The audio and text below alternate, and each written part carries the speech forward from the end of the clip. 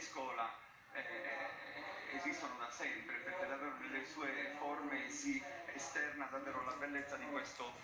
luogo. E da Scola a Selargius con Fedora Pizzu.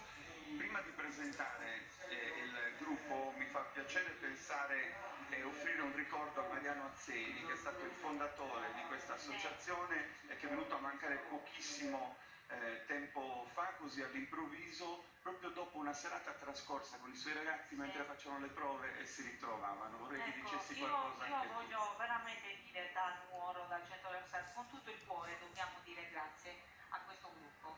perché ci mostrano davvero una verità della riproposta vestimentaria accuratissima nei dettagli, veramente in tutti i dettagli. Prego i telespettatori di osservare con attenzione il copricapo,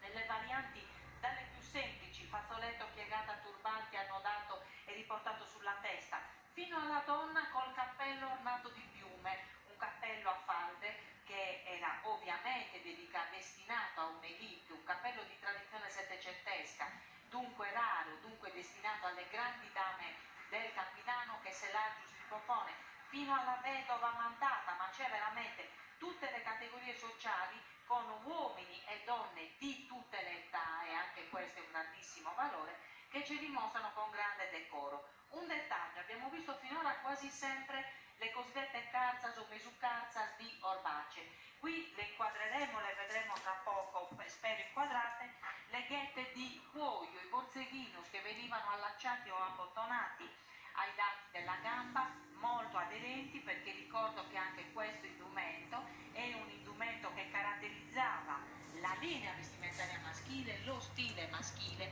esisteva un'estetica particolarmente raffinata in tutta la Sardegna e spesso è pura negligenza non mostrarla. Questo gruppo direi che è eccelso.